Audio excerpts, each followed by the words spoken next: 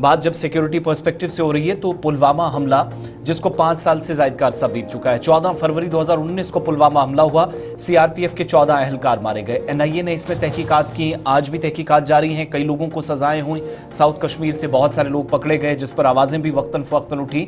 लेकिन हमले में इस्तेमाल किया जाने वाला मवाद आया कहां से, ये वो बुनियादी सवाल था जिस पर तहकीकात बहुत गहराई के साथ कौमी तहकीकाती एजेंसी एनआईए कर रही थी। लेकिन दुनिया भर के अंदर दहशतगर्दी की मुआवनत या माली फंडिंग या मुआवनत पर नजर रखने वाले इदारे FATF financial action task force ने पुलवामा हमले पर एक बड़ा खुलासा पेश किया और कहा कि धमाका खेज मवाद अमेज़न से खरीदा गया।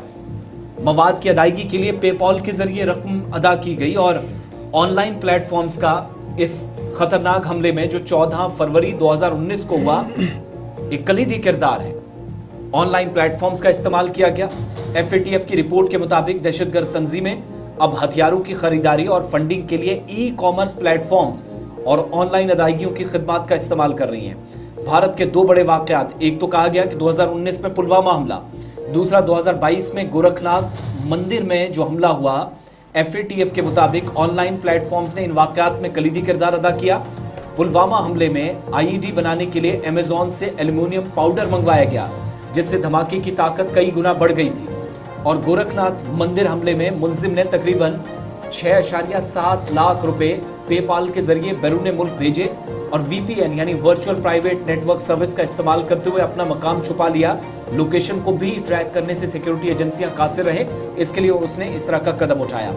FATF की रिपोर्ट यह भी बता रही है कि दहशतगर्द अब या जो टेररिस्ट ऑर्गेनाइजेशंस हैं, ई-कॉमर्स या ऑनलाइन प्लेटफॉर्म से 3D बैनर्स तैयार कर रहे हैं, केमिकल्स और हथियारों के पुर्जे भी मंगवाने लगे हैं। कुछ तंजीमें जो अपने प्रोपेगेंडा मवाद जैसे कपड़े, किताबें, मौसीकी बेचकर खुद को फंड्स दे रही हैं। और IED धमाके की ताकत उस वक्त बढ़ गई जब एक दहशतगर्द ने अमेज़न ऑनलाइन प्लेटफॉर्म का इस्तेमाल किया, एल्यूमिनियम पाउडर मंगवाया और इसके अलावा गोरखनाथ मंदिर पर हमले से कबल मुलजिमान ने पेपॉल और VPN का इस्तेमाल करते हुए तकरीबन 6.5 लाख से ज्यादा की रकम इस्तेमाल की। गैर मुल्की लेन देन के जरिए ISIS के हामियों को रकूमात भेजी और इसके बाद लोकेशन को भी छुपाया गया। अब यह भी कहा गया कि इस तरह के आलात, इस तरह के डिवाइसेस का इस्तेमाल किया जाने लगा है जहां पर एक सस्ता, तेज और कम ट्रेस करने वाला रास्ता इन दहशतगर्द तंजीमों को मिल सके। डिजिटल अदायगियां हो रही हैं, फिनटेक का इस्तेमाल हो रहा है, ई-कॉमर्स से 3D प्रिंटर्स, हथियार, केमिकल और दीगर सामान खरीदे जा रहे हैं। और ये पुलवामा के अंदर भी हुआ जहां पर FATF की रिपोर्ट के मुताबिक हमला करने से पहले अमेज़न से एल्यूमिनियम पाउडर मंगवाया गया, जिसने धमाके की शिद्दत में इजाफा किया और नतीजा यही था कि बस के पुर्जे उड़ गए थे, 40 जवानों की मौत हुई थी। इस हमले के बाद भारत और पाकिस्तान में सब कुछ ठीक नहीं, जो पहली खबर में भी आपने देखा, ये सूरत हाल इस वक्त है।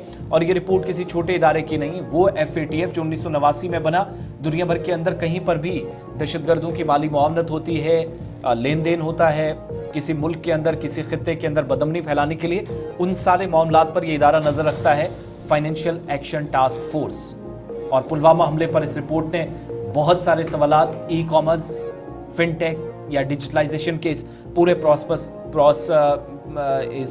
प्रोसेस पर या जो ये ऑनलाइन सारा निज़ाम चलता है, इसको लेकर भी कई सवाल खड़े कर दिए कि इस तरीके से ये प्लेटफॉर्म्स कहीं गलत भी इस्तेमाल हो सकते हैं, किसी स्टेट, किसी अथॉरिटी, किसी मुल्क की सॉवरेनिटी और सिक्योरिटी के लिए भी खतरा साबित हो सकते हैं। वक्त यहाँ